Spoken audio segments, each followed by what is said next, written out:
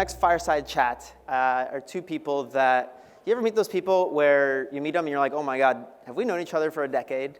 I'm fortunate enough to have two successful serial entrepreneurs here who have just met, honestly, both within the last 6 months, but have just hit it off together and been doing events together and hanging out and on each other's podcasts. So I'm so thrilled to have a great conversation around relationship capital, things that we can take away to get the most out of today and kind of everything, even as CEOs. So let me bring up Sara Brooks and Jeff Fenster for the next chat.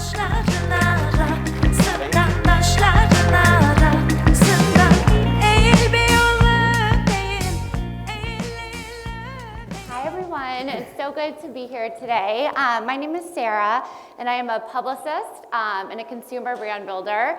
But in layman terms, I love to talk to people and make people famous. That's what my mom describes my job to her friends. And I'm here with Jeff Fenster. Jeff is a good friend of mine.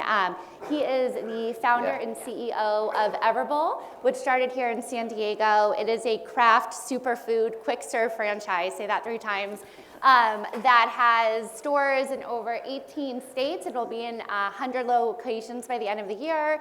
Also the founder and CEO of WeBuild, which is a fabrication manufacturing firm. And we met a little over 6 months ago, and through kind of relationship capital, we'll talk about that. And Jeff is a speaker, a podcast host, an author, and super passionate about entrepreneurship and business. And when we were figuring out what to talk about today, we decided relationship capital would be a great topic.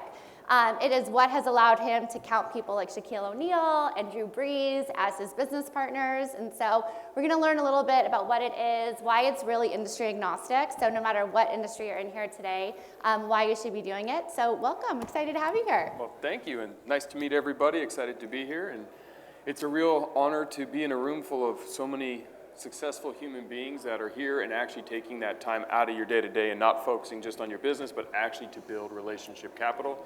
It's allowed me to scale companies and industries that I probably didn't have a ton of experience in, from digital marketing before to what I'm doing now. And this is one of those key little ingredients that if you do it effectively can add so many zeros to the bottom line and top line of your business and give you that opportunity to attract the best talent, exit when you want to exit, strategic investors, great advisors, great friends, and build lifelong business. So thank you for having me. Yeah, so can you just, in layman terms, what is relationship capital? Sure, so we think of networking, and we think of what can this person do for me? And we think of money as this currency that we can use to buy things, but they're actually one and the same. You have a bank account with every human being you know, whether it's an employee, a child, a spouse, an investor. And so if you are constantly making deposits into that bank account through leading with value, building good quality relationships, being an ear, introducing them to the right people, you are building wealth and you're building relationship wealth. So it's called relationship capital because you can use it and you've earned the right to make withdrawals when that time is right. So if you start to think of relationships as a bank account, and I know it feels icky to say that because you want to build genuine connection, but you build genuine connection the same way you have personal wealth. If I'm wealthy with cash, I can make charitable donations, I can buy things, I have opportunities, I can make investments. The same is true with relationships. And so as you shift your perspective and you start to think of relationship as a currency, as a true capital, and what it can do for you. I can make a phone call right now if I know the President of the United States, and all of a sudden I could probably walk into any room. If I don't have that, I can have millions of dollars. It doesn't mean I'm going to make the president answer my phone call. So the power of relationships is very similar to currency. And so I started to think about it as a true capital, and it's called relationship capital. So how did you use this? I guess just to back up. So you have this franchise business, and so you go across the country meeting people that were once strangers and now become franchisees. And talk to us a little bit. I think people would love to know, how did Drew Brees get involved, and how was relationship capital used to help you in that process? So Drew Brees got involved because out of law school, I was a sports agent, and so I knew his agent, and we played basketball, and we became friends. So when I launched this restaurant chain, and I had no restaurant experience, no desire to ever own a restaurant. I had sold my digital marketing agency, and now I'm in restaurants. And I figured, you know what? It's better to get influential humans behind it. And so he said, hey, Drew Brees lives in San Diego. He likes nutritional food. He may really like your concept. And so in 2018, I started to have a relationship with Drew. I was giving him food, and we tried to negotiate and work out a deal. he was in the NFL still and looking at those Nike contracts, and I was a small little restaurant chain, so it wasn't going to happen financially, but we just continued to build a friendship. And so when COVID hit, we started leading with value, and I knew that he really loved the product, and he texted me once and said, oh, the store's closed, I'm so bummed. So we started delivering food to his house so his kids could continue to eat it, and I just continued to lead with value with Drew, even though financially I didn't think we were ever going to work a deal out. Well, when he retired, he reached out to me and said, Jeff, I want to be an investor. And he wrote us a $2 million check. I want to open franchises, and now he owns 150 locations. And I want to be a brand ambassador. So he'll come out and talk about Everbowl and bring and open doors for us that we never could have had. And it was because for 2.5 years, I didn't care that he didn't write me a check and I couldn't do a deal. I just felt like continuing to give him and his family access to the superfoods and build a long-term relationship. And so just that little thing, it sounds like trivial, like, oh yeah, you never know if it's going to work. But you start doing it enough times, and things start to happen, and Drew continues to open so many doors for us. I mean, we have a construction company, and we build a lot of stuff. He helped me introduce me to a lot of big chains that we're now working with. And so I can tell you that little thing of giving him free bowls has opened so many doors for us and given us so much capital and access that it's very incredible. Yeah, I think about my whole career, my whole job has been just through relationships and through people. And I think about when my first job was at E-News and like the coffee runner, I knew one day I was gonna be the executive producer. And so it's like these small moments where you just stay in touch with people. You hope that you can do a favor for them. And this whole concept, like scratch my back and I scratch yours. And you said it, like it sounds yucky or icky, but it's actually like how the ecosystem, I think, of people connections work. Like you want to help someone and then they'll be incentivized to help you. And so talking a little bit about Shaq, because I know this is a different business, WeBuild, can you tell a little bit about what WeBuild is and then how that relationship came to be? Yeah, so my background is serial entrepreneurship. I've started and sold a few companies, and I use a concept called vertical integration, where I solve my repeatable business problems by vertically integrating components and subsidiaries. Example, I started a restaurant chain. The restaurant cost me way too much money to build, and that's why restaurants are risky propositions. So I started a construction company simply and solely to build my own restaurants because I was going to go build 100 of them, and I was self-funding at the start. And so it's called WeBuild, and we build and scale any repeatable retail or restaurant chain that you can have. And during the process of Everbowl, I was speaking on a stage in 2021, and Shaq was speaking at the same event, and he mentioned on stage, because Everbowl was there serving food, that he loved the product. So of course my ears peaked, and I ran over to Shaq's manager after, and I was able to start giving him food. Spent 1.5 years trying to get Shaq to become the next Everbowl franchisee. Long story short, it didn't work. He eventually started his own concept called Big Chicken, which is his own franchise concept that he's scaling. And he said, Jeff, I'm just not taking on new franchise concepts right now, I'm launching my own. Well, because I had this vertically integrated component and now I had a friendship with Shaq, I said, Shaq, let me help you. You're building these out. I can build them cheaper, faster, and more efficiently than whatever general contractor you're gonna use, because we can scale. Mm-hmm. And he said, great. And so long story short, we now build Big Chickens for Shaq. I have a friendship with Shaq, and it's awesome because now I get to use Shaq as a lead magnet and an entry point to more opportunities. And so that's been through the friendship. Again, it wasn't because he said no to doing what I wanted him to do. I ended the relationship. I said, how can I lead with value? How can I help Shaq? And so the first one we built for Shaq, I didn't really make much money. I didn't care because I wanted access to Shaq. I wanted the friendship with Shaq. And so as entrepreneurs and business leaders, we have to stop always just saying, what can this person or this opportunity do for me today? And play the long game. Because all of us are in business for a long time. We all need friends, and nepotism is the most real thing there is. We all know it.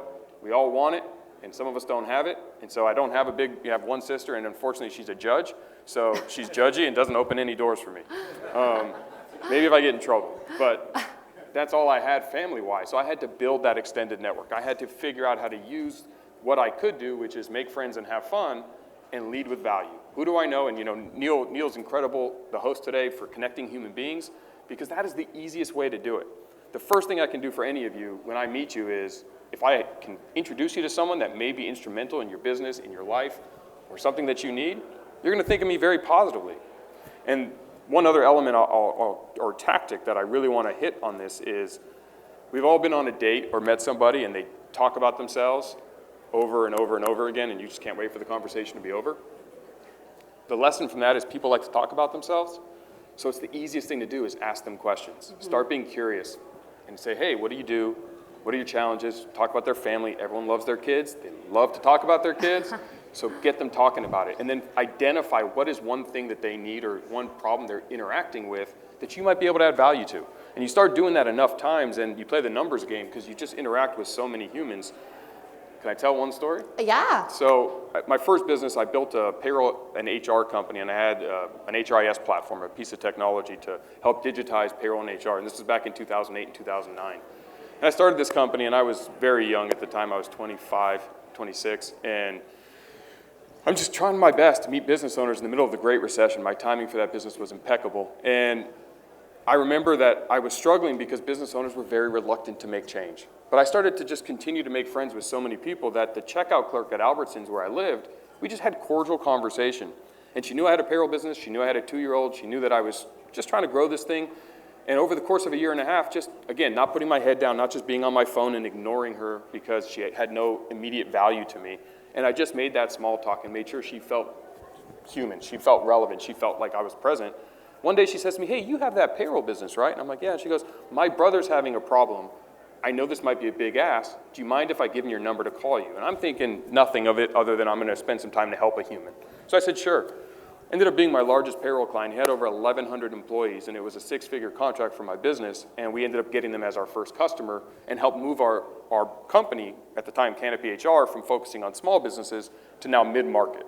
And now we had a real client, a tangible case study that we could use to grow, and it came from the checkout clerk at Albertsons. And so that's where the whole light bulb in my head went off that said, oh my gosh, everybody is somebody's brother, sister, cousin, aunt, friend, uncle. And when you start to use that and compound it daily and start to make those investments in people and come to events like this and not just say, what can I get from it, but how can I make real relationships, doors open. And you just don't know when, where, or how. And as we all know, most very successful people are disguised as everyday people. And so you just really don't know who you're talking to. Yeah, I mean, and Neil alluded to this. So the story of even how we met is really interesting. And so we have the same lawyer. Shout out to Michael Abramson, fantastic lawyer, if anyone needs him in San Diego. The best. And Michael said that Jeff's building his advisory team. Would you be interested in being an advisor for Everbowl? So we met that way, I think like 6 months ago. And then Neil's name I had heard so often in San Diego, so I cold outreached him on LinkedIn in like November, and then introduced Neil and Jeff, and then they were on each other's podcasts, and then Jeff and I have become good friends, and we're starting a podcast. And even a really funny relationship capital example that we can share is Jeff's, it's hard to believe he has a daughter going into college, which is crazy, but she wanted to get into a sorority at her new college, and he said, do you know anyone? And I remembered this girl, I went to summer camp when I was 12, and I like sent her a note, and it's just this weird thing, and it's like if you keep in touch with everyone, it kind of all pays back. So you are obviously super busy running companies, you speak, you have a podcast. How do you kind of think about the balance between day-to-day operations of a company and then all the extra stuff that you do, and how does that play into making your like core businesses more successful? So I'm a leader of my team. I'm not the guy who knows how to do everything. I like to be the dumbest member of my team and in the room, and so I attract really good human beings that understand our vision and understand where we're going. If I'm able to do that effectively, then I can work at the 30,000-foot view and grow the top of the business and let them deal with the day-to-day. And so I'm able to do what I'm able to do because I have an incredible team of people. And that, again, has come through relationship capital. I'll share a story. Our president that I just hired to run Everbowl, Trevor, I didn't do a job rec because I'm finding a bunch of people looking for work and it's hard. And so what happened was he actually was a customer of an Everbowl in Utah, fell in love with it, and hit me up cold on LinkedIn and said, hey, I love your product, can I buy you a cup of coffee? And I'm sure we all get tons of those, and most people ignore them. But I responded and I was like, that's so amazing that this person took the time to enjoy my product and reached out. I don't know what it's going to turn into. I had no idea he'd become the president of Everbowl. And I said, yes, come on to my office and let's meet. And I'm always willing to meet someone who loves my product. And I could ask questions. What didn't you like? I could learn. There's some value I'm going to get from it. We met, no agenda, loved each other, started to talk. 6 months later, he's like the perfect candidate to be the president of Everbowl. Made him an offer, and now he runs the day-to-day operations for Everbowl. And I can tell you we have grown exponentially off of his expertise, his skill set. His name's Trevor Sacco. His background is incredible in the restaurant industry. He is a remarkable human being. And that's just, again, the power of relationship capital, that all of these opportunities get presented to us that we just tend to overlook. And you don't know who that individual is. And so that's Yeah. my fun Trevor Sacco story. Trevor's great. So you mentioned earlier you've had a payroll company, you've been a sports agent, you had a digital marketing company, you had a failed restaurant, you have these companies. What are some like common themes of success? And maybe even if you're vulnerable enough to share failures between what has and hasn't worked through all these industries. Sure. So I believe success is formulaic. I'm an ordinary guy. I don't have extraordinary intelligence. Obviously, you saw me walk up on the stage. I'm not 6'7". I don't dunk basketballs. But I understand that there's extra stuff we can all do to get extraordinary results. And when you start to look at running companies as a formula, and what are those formulas of success, and what has allowed you to be successful over time, it's not the skills we have, it's the attributes. So for me, I'm very clear on my core values and my 5 business principles. It's make friends. I make friends with everybody I can all the time. I have fun, because if I'm not having fun, I'm just not going to put my passion and energy into it. I take immediate decisive action. I don't sit on the sidelines and dwell and wait for the perfect opportunity for things to happen. I implement and use a concept called Kaizen to get 1% better every day, and I set micro goals to achieve that because it's obtainable goals, and when you do that and you win the day, you win enough days, and magically you're successful. And the 5th one, which has been the most important, I think, over the last few years, has been change ready. Too often we get stuck in doing something because that's how we've always done it. The world's always changing, so I'm ready to change my business overnight if necessary. And so when COVID hit, we had to change our business. When supply chain became a nightmare, we were able to change our businesses. Inflation, we were able to change our businesses. And so that's my success formula principles. When you say it, it sounds like I have this real bad case of ADD because I can't do anything for more than a couple of years. And I do. I have entrepreneurial ADD. I like starting companies and solving problems. So my biggest failure was actually a crowdfunding platform. So in 2011, I wanted to help legalize equity-based crowdfunding. I had sold my payroll company and my recruiting agency, and I had private equity firms. It was an interesting experience. I was a young kid when I took that private equity, and I think I got my MBA through the School of Hard Knocks a little bit as to how much company I lost raising money from professional money and not understanding what I didn't understand.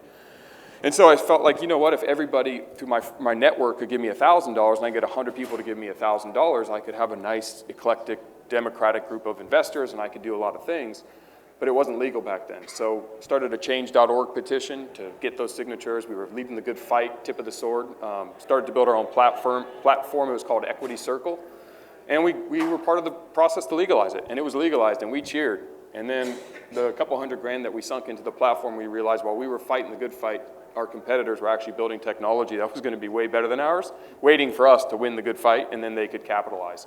And so that was one of my bigger losses because that was my first self-funded venture after I sold my company and I thought I could walk on water. And I had to get my big head poked and realize, like, no, you have to go back to the actual stuff that makes business successful. But I was able to position that, and I'll give you another, because the theme is relationship capital, I'll give you another fun story. My youngest was born in 2011, and I had just failed with my company, and I'm sitting there wondering, what am I going to do next? And I didn't want to travel, and I felt like the computer thing was real. I thought technology wasn't going away. And so I was like, digital marketing agency sounds really good. Work from your computer. And so I had a friend, Pat Flynn, who is pretty well known, and we grew up together in middle school, high school. So I reached out to him, and I said, Pat, let me pay you $120,000 or $10,000 a month. Teach me digital marketing. And his company was called Smart Passive Income, and he shared how he makes money online passively. So he joked and said, the name of my business is Smart Passive Income. It's not, I don't coach, I don't teach, I do things passively, so sorry. But you should meet this guy, Neil Patel. I was like, who's Neil Patel? And he's like, all right, well, first Google him, and then you'll realize that if you're going to get into digital marketing, this is the guy you need to know. So I was like, please, yeah, make the introduction. And so he made the introduction. So now I have a warm intro and access to Neil Patel. And I'm like thinking, okay, I need to partner with Neil. I need to use a concept called the bug light concept, which is how you use someone else's expertise and experience and name to grow and build a business around. It's some part of relationship capital that I teach. And I get the meeting with Neil, and so here is about what you can do differently and use your relationships. I had just sold a payroll business where I had thousands of business owners as clients. I'm about to go meet Neil, a digital marketing agency expert who doesn't need me for anything. So what's my value? My value is my relationship capital. So I went to my network and I said, who's the biggest client I have that has done very little revenue online but could do a ton with the right help? I found them, I signed them to an agreement that said, look, don't pay me, but I'll just take a piece of what we do on the upside and let us come in and help. And oh, by the way, I'm going to bring a guy named Neil Patel with me. They said, great, here's the date for the meeting. So I now have this meeting set with Neil, or with them, and I was about to have my meeting with Neil. And so I spoke to Neil, and I said, hey, Neil, it's Jeff. Nice to meet you. I have a check for you for $150,000. Where do you want me to send it? And he said, what? I'm like, I already got our first client. Where do you want me to send it? And he laughed because he has like no idea who I am. He thinks I'm a crazy man. And he's like, okay, hold on, slow down. And I'm like, no, listen, this is who I am. This is what I have. The value I bring is I have hundreds of clients that I think will be perfect. I can get them in the door, but I don't know how to do digital marketing. You're the expert. I'm good at what I do. Together, we could build something really fun. And he laughed and he said, sure, I'll come down to the meeting. So he came to the meeting. He never took my check. We worked together for a handful of years, and I got to be in digital marketing and work with some of the biggest websites in the world and have access, utilizing Neil's brilliance, his brand, and my relationship capital, and I was able to combine them together and have a nice digital marketing agency that made us a lot of money, and we helped a lot of companies. And so that was a really fun thing to do. And so with all of those things, again, you don't have to be the expert. To your long-winded answer to your question, I don't have to know how to do everything to run these companies. I have to know how to attract the right people and get them inspired and part of the same vision, and together we can do these things and lose the ego to think, I have to do it all. I don't. I stand on the shoulders of incredibly talented human beings. Sometimes I get the credit that I don't deserve, but that's okay because I try to give them as much credit as I can when I sit here on stages. You raised a good point, which is like, you know what you know what you don't know, and you want to find the best people in the room that can kind of circle you with that. So what is your thought on advisors in general? Because I know there's a lot of companies here looking to raise money, either from strategic investors, looking to build an advisory board. That obviously all happens because of relationship capital. What is kind of your general approach to how to surround yourself with the right people? How do we even approach that process? So I believe in advisors and coaches. LeBron James has a coach. I have coaches for everything that I'm not great at, and if I am great at it, I still want to coach, because coaches and advisors can help you see things that we can't see day to day. When you're stuck in the trenches and the weeds, you miss so much. And so coming into these new industries with zero experience, I have no experience. I don't know what I'm doing, so I can use best practices of today in my network. But once I'm in something, and if all of you in this room, we're all doing stuff, having a team of advisors, that's why I was so excited to bring Sara on, because she's a PR expert. I'm not a PR expert. So as we're building Everbowl, as we're building, as she said in her prelude, she helps brands and companies become famous. I need Everbowl to be famous. I need everyone to know about Everbowl, our mission, and our why. And so having Sara as part of my advisory group, when maybe you'd say, well, she's not in the restaurant space, she's not in the construction space. No, but business is the same. This is where I think a lot of us get too cute in our industry to think that there's not similarities. 9 out of 10 restaurants fail, because 9 out of 10 restaurants are started by chefs. They're not started by business owners and leaders. Technology company, digital marketing agency, construction company, guess what? You still have to make more money than you spend. You still have to bring in capital. You still have a P&L. You still have investors, advisors, customers, and clients. So if you understand how to grow, scale, and successfully build businesses, it doesn't really matter what you do. You can bring in talent that can fill the expertise gaps that might be there. So surround yourself with incredibly talented advisors and coaches. And if you're looking for strategic money, that's great too. But don't turn down a human being just because they're not in the same niche as you. They might be able to open other doors and ideas and concepts that you can't even think about today. And so I try to surround myself with as many great people, regardless of their background, and fill all my gaps. I want to have a dream team. I don't just want the best restaurateur. I mean, our investors include tech founders, some that might be in this room, athletes, restaurant people, local attorneys, CPAs, just regular good old-fashioned family offices. I don't care. Our biggest private equity group is a big franchisee out of Toronto, Saruya Private Equity.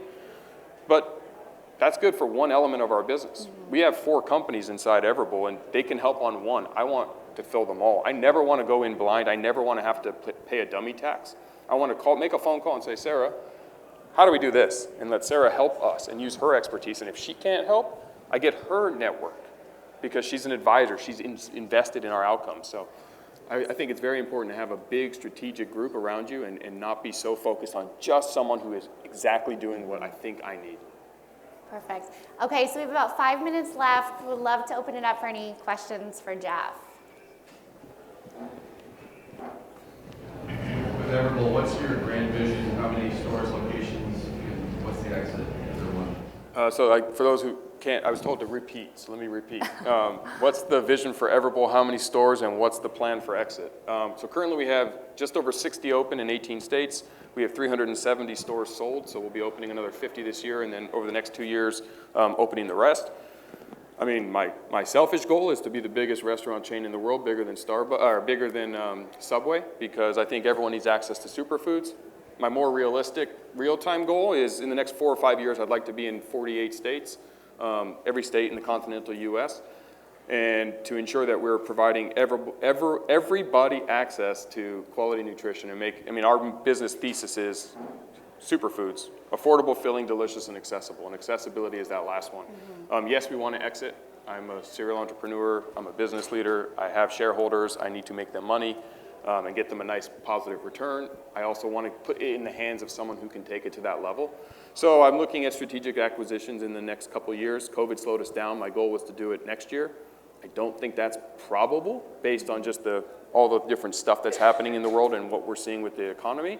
So 25, 26 would be our time to start to look at who is, whether it's Focus Brands and Inspire Brands, one of those conglomerates that like to buy brands like us, or a big private equity firm that just wants to take this thing and scale it.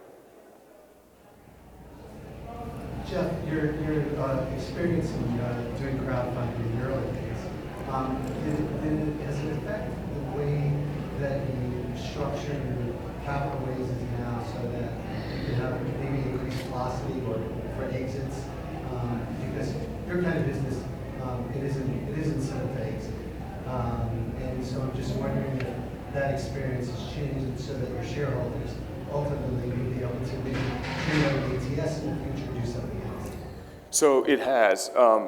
I have worked tirelessly to make sure that I am always being the steward of my shareholders' money. I pivoted my mindset years ago, and I came to the realization that when I bring in outside capital, I no longer actually work for Everbowl. My team does. I work on behalf of my shareholders, and so I need to give and increase their enterprise value and get them a return. So I have, over the last 4 years, every single year gone back to my shareholders with new capital that has come in and given them the opportunity to take chips off the table if they want, and always in providing that opportunity because we're not public. And when you invest in companies, sometimes your money gets stuck, and it gets stuck for a very long time, and no one knows when they're getting it out. So I try to do distributions every single year, and I try to make sure that my investors have an opportunity, if they're in a life situation, to take chips off the table and bring in a new influx of capital, because the investors that got me from 2017 to 2019 aren't the same investors I might need to get from now till 2025, 2026. And so I don't have I'm not public and I don't have a crowdfunding platform today, but we do have a lot of investors, and I'm always having if someone wants to invest, I don't need to raise any capital. We're well funded. We have no debt and we're profitable. So we don't need the money, but I'll never say no. I'm still going to work on behalf of my shareholders and say, listen, if you're interested, let me go back to my group and see who may want to take some chips off at this new valuation, because people's life circumstances are always changing. And when you do that, you have very happy investors. And what's really cool for me is a lot of my investors are invested from previous companies. And if I started something today and I pick up the phone, they usually just write me a check. And that's really powerful when you're not spending your time doing capital raising.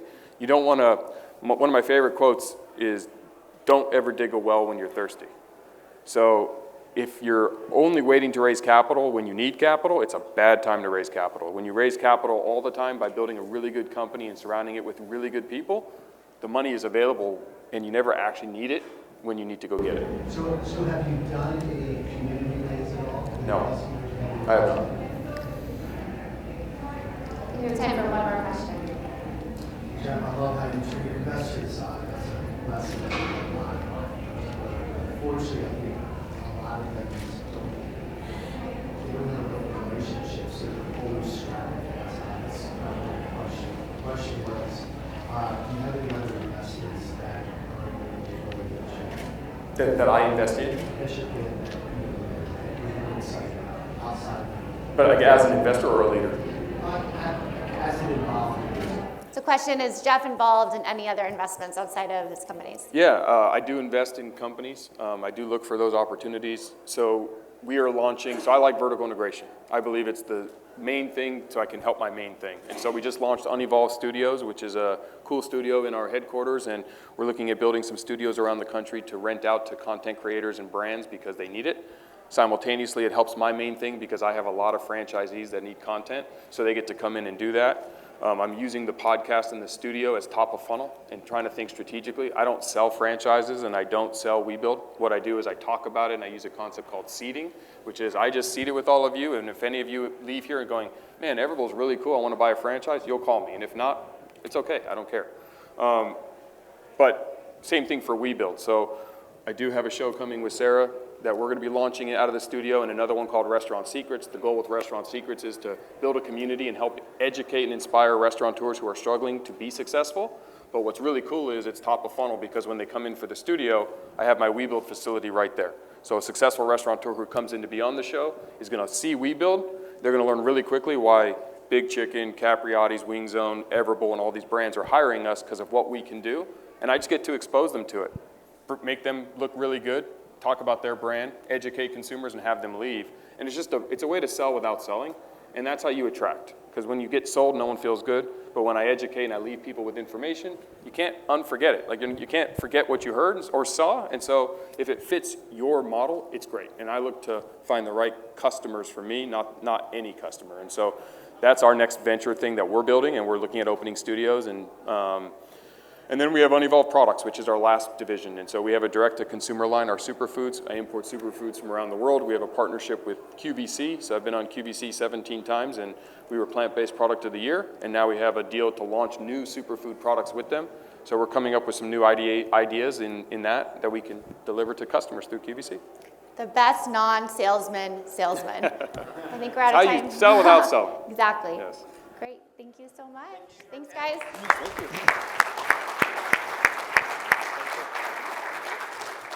Thank you, guys. Amazing. Thank you.